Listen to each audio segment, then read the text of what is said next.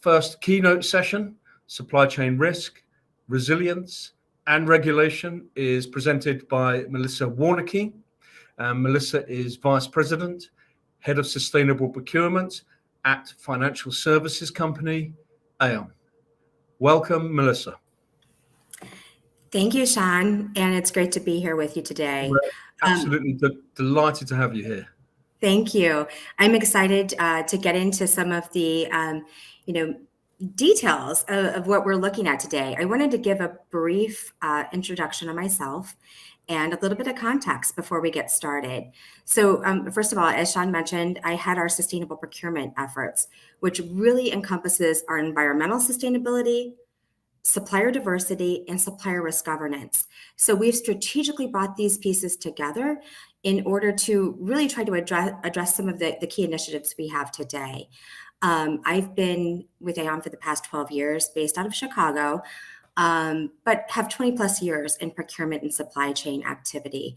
And it's interesting as I kind of have been reflecting on my career and thinking about, when I first started as a buyer. And I remember sharing with my mom that I was going to be working in procurement. And she asked me, what exactly does that mean? And I said, well, I'm really focused on getting the best deal and negotiating, contracts with suppliers. And my mom looked at me and said, well, that's perfect for you because you love getting a good deal. And, as we kind of prepare for this next,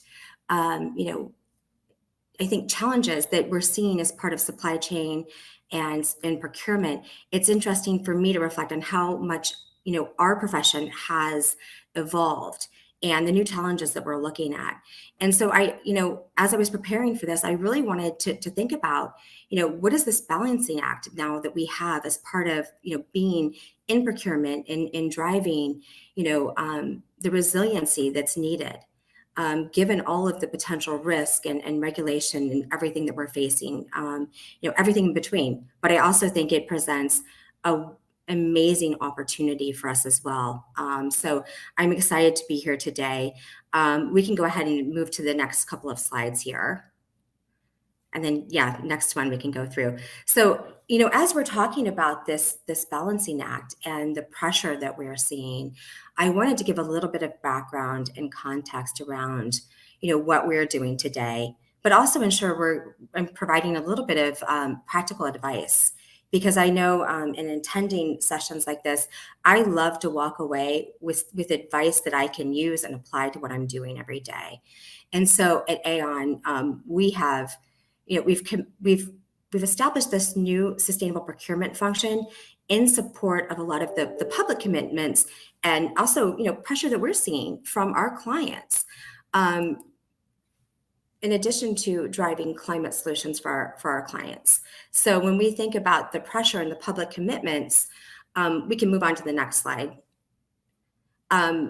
Aon has committed to achieving net zero by 2030, and that is an industry-leading commitment for us, right? So Aon is a professional services firm focused on reinsurance, risk, health, and for us, it was important to be leading the way.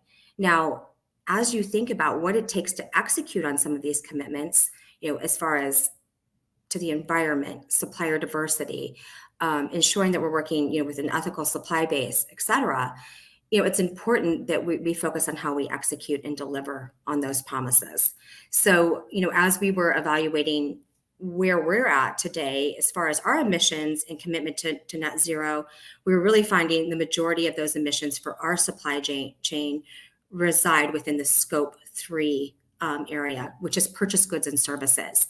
And so as we think about then this additional pressure we're seeing, it really is, procurement, once again, being at the forefront of leading a lot of key initiatives and, organizational change, which is a really interesting place to find ourselves.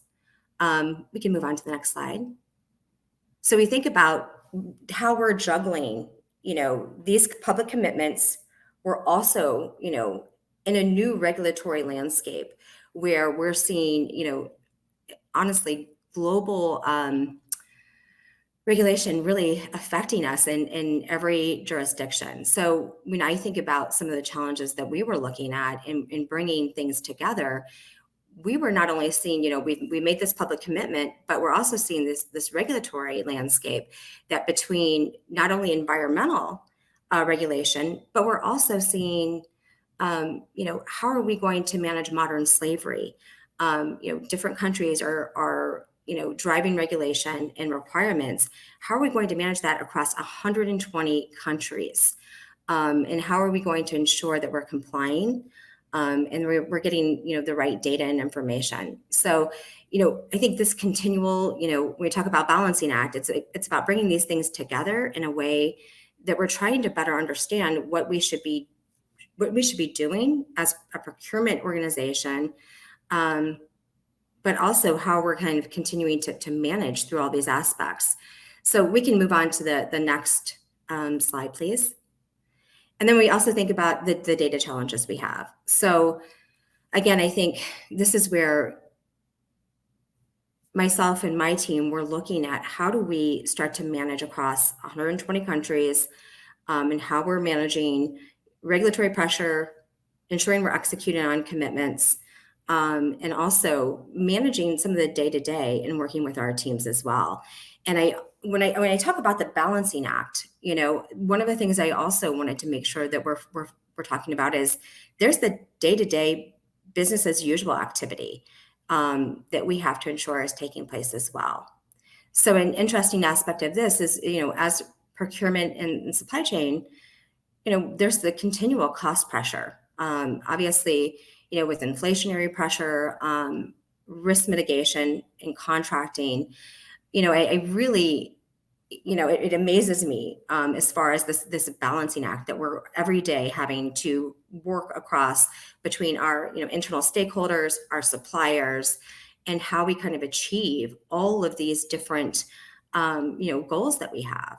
And so while they are challenges, I also think there are great opportunities for us. And it's been interesting as we've been trying to look at how do we bring these aspects together in a programmatic way, to really address these and also in a more strategic way.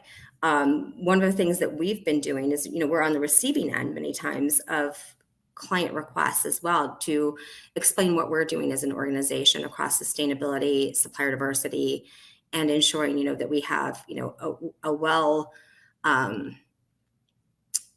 a well-governed supply chain and supply base, right? And ensuring that as well.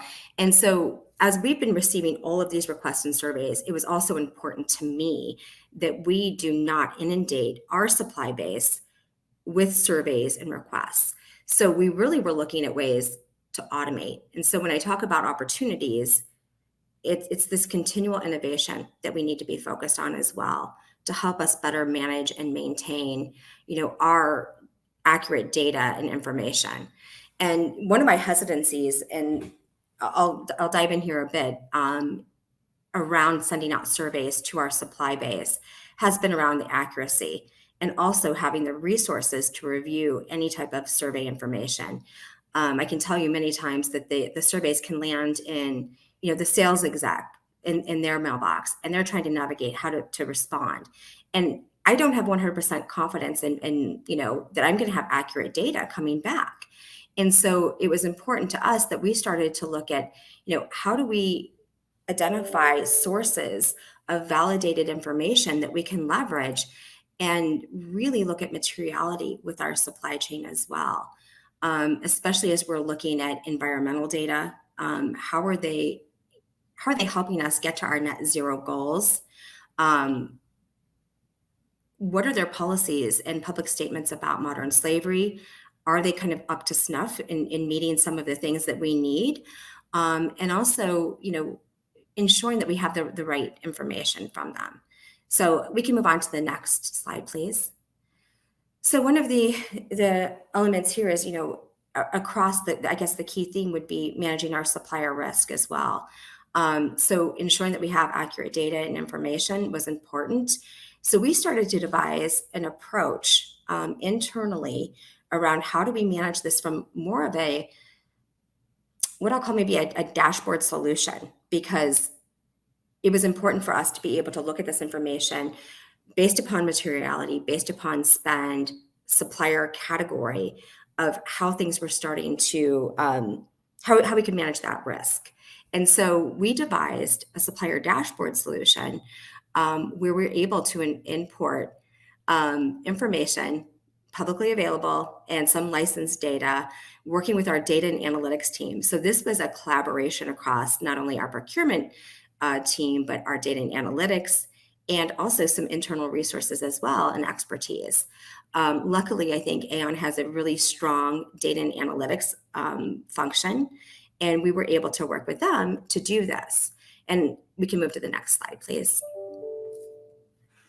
So again, I think this is about, access to credible data, doing more, in an automated fashion, but also having a strong perspective on risk management as a firm.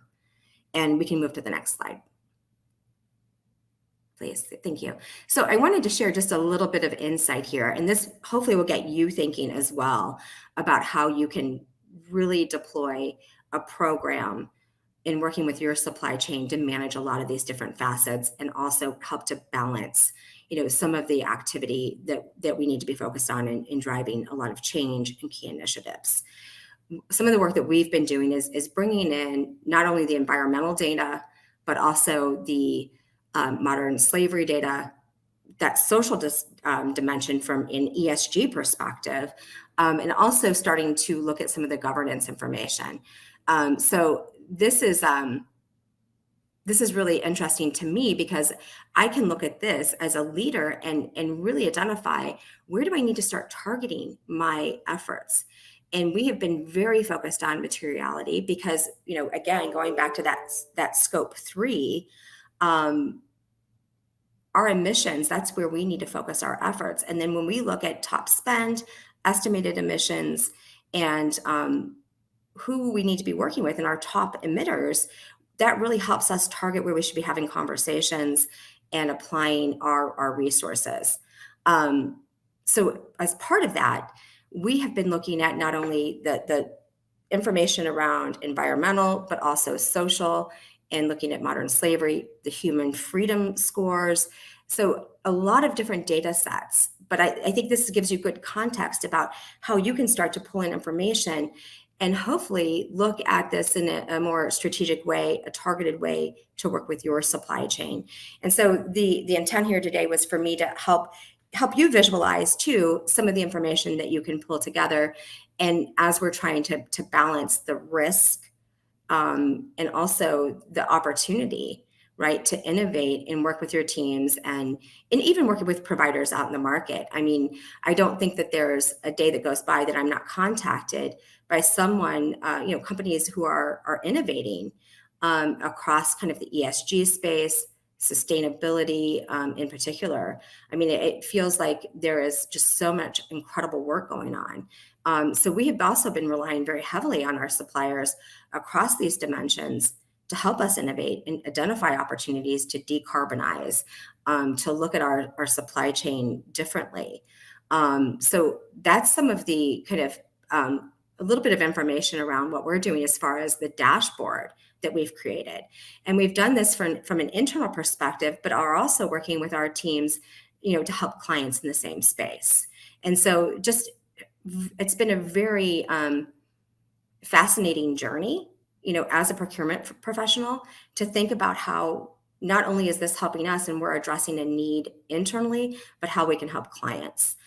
Because, quite frankly, many times we're getting approached by companies who maybe haven't been in the trenches and working through some of this.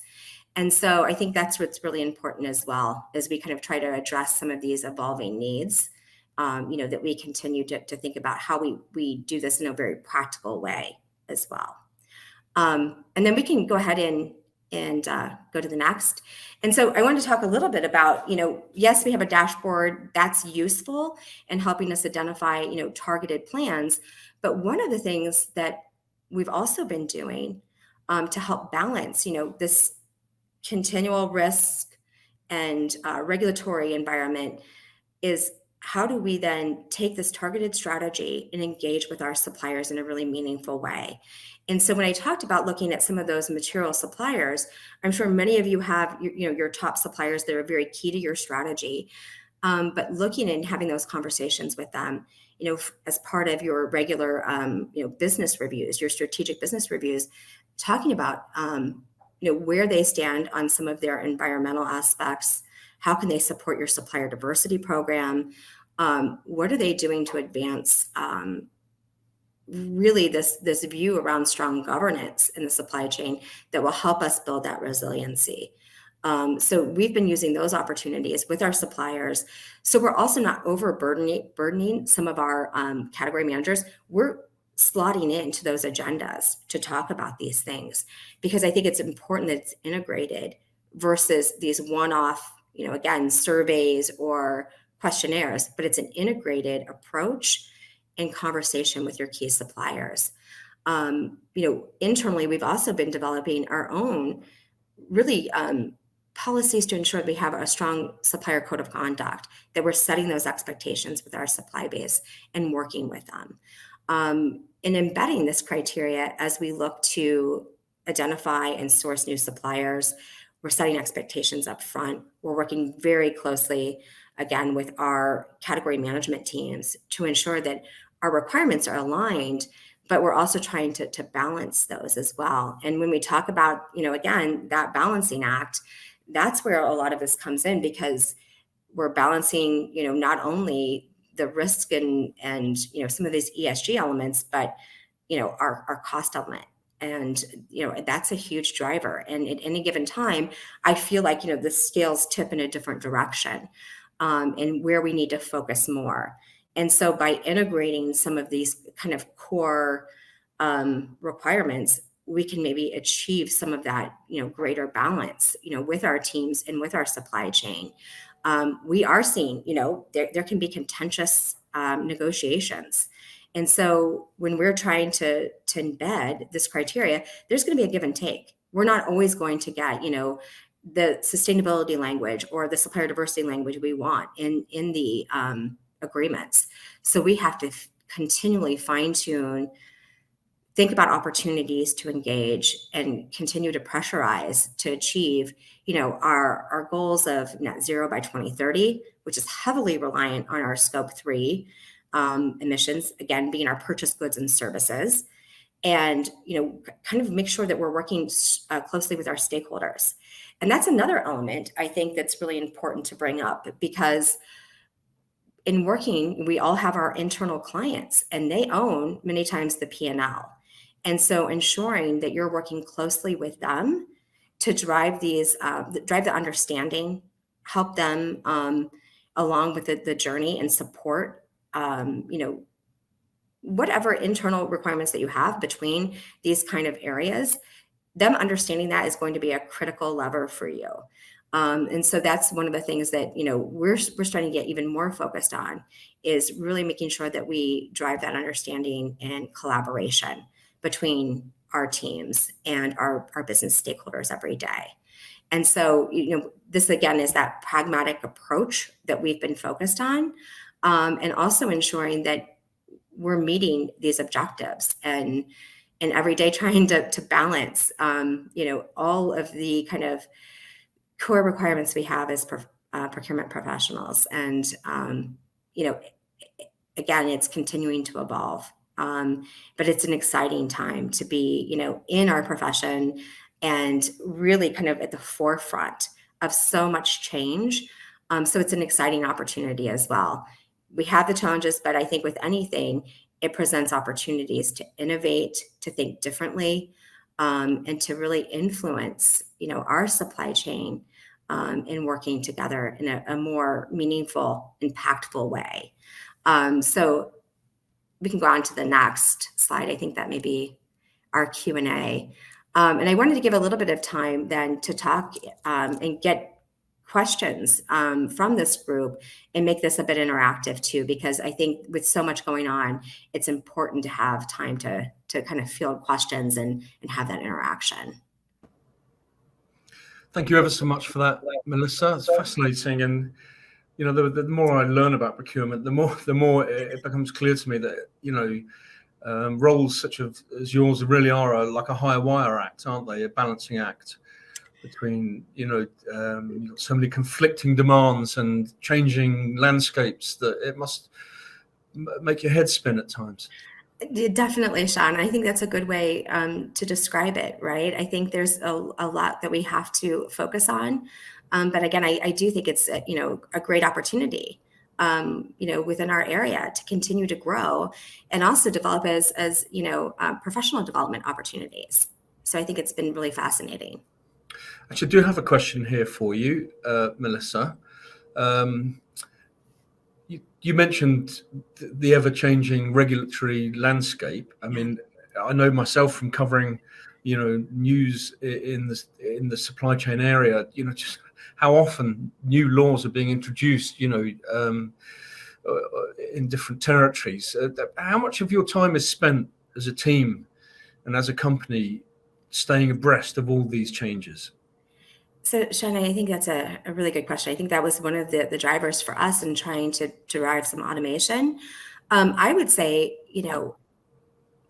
depending on the team member, I have a team based in the UK who also is very focused on helping us keep abreast of some of this regulation, particularly in modern slavery and some of the work that we're seeing there. But what we're seeing happen is there's new regulation emerging in different countries, right? And so yesterday I just received something on the German Act for supply chain. And that's in regard to not only some of the modern slavery, forced labor, but also environmental aspects as well. And so, as a team, we're reviewing that. I think it's set to take place or to be implemented in 2024. But that means we have to prepare in advance to ensure that our approach and what we're doing will comply, because we have clients who are asking us to ensure, because we're a supplier to them, to comply with this regulation. So, it's a lot of prep. Our kind of go-to default has been to ensure that we're kind of complying with the highest level. So then we're able, hopefully, then to meet kind of requirements when we see them emerge, from different, regions or different countries. And that will help set us up for better success. But it is definitely time consuming in trying to understand the nuances, depending on the country. Yeah, I mean, just with that German Supply Chain Act alone, I mean, you'd think, well, it will only affect businesses with, supply chains that are rooted in Germany, but that's not the case at all, is it? Because if you have any supplier in your supply chain who has a connection with Germany, then you are affected as well, aren't you, as a company? So it's a huge swathe of businesses, isn't it, globally, that are affected by all these different rules and regulations. Absolutely. And that can be sadly, Melissa, I could talk to you for a lot longer about all of this, and I'm sure that our remote audience could as well. But we do have to move on to the next event. But thank you ever so much for joining us, and we wish you and Aon every success. Thank you, Sean. It's been a pleasure. Thank you for having me. You're welcome. Thank you.